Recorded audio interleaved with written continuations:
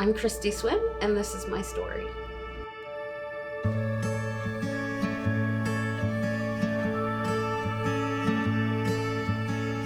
When I think back on my addiction starting, I began to take medication that wasn't mine because of the fact that I was having a lot of migraines, a lot of neck pain.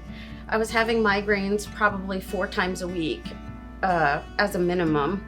I continued to take them. It seemed to help the pain, but what I was finding that I really liked the boost of energy it was giving me as well.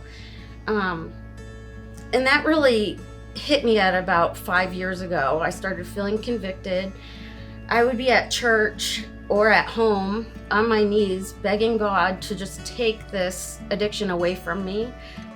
I just wanted him to do it. And then I would leave, and probably like at noon or whenever, I would take another pill. That went on for quite a while.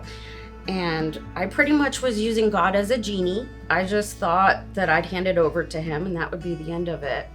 I went online and noticed that this pill was not supposed to interact with my anxiety and depression.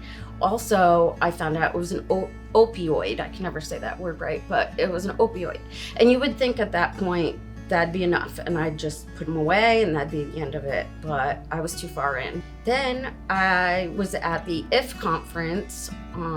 That was May 3rd, 2024, and Jenny Allen challenged us and said, hey, is there any sin that's been unconfessed and it's keeping you from growing closer to the Lord? And at that point, I was sitting at my table and I just blurted out, I'm addicted to pain medicine, and just started bawling. And my friend that was sitting next to me had been my friend for probably about 20 years. And her eyes got so big because she knew me as the sober girl. And so she just held me while I cried and just let it out. And that was the first time I'd ever said it out loud, even for myself. I know that this is God because once I stopped taking that medication, my migraines went from 4 days a week to maybe once a month if I have one. And when I do get headaches, ibuprofen can take care of it. And I can tell there's been a shift with my relationship with my family.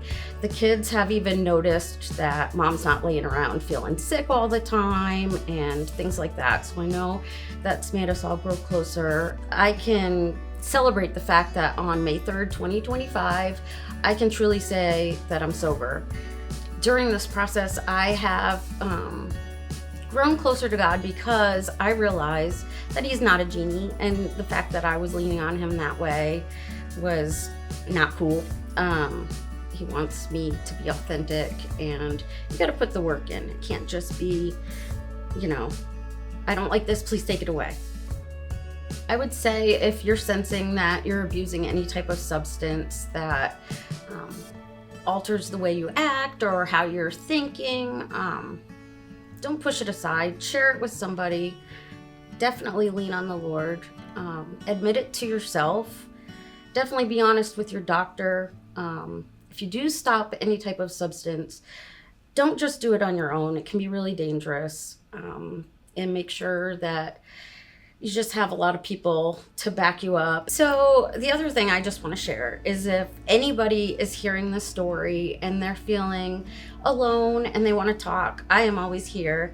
I'm more than happy just to be a listening ear, or maybe try to help give suggestions that might help you take that first step in sobriety.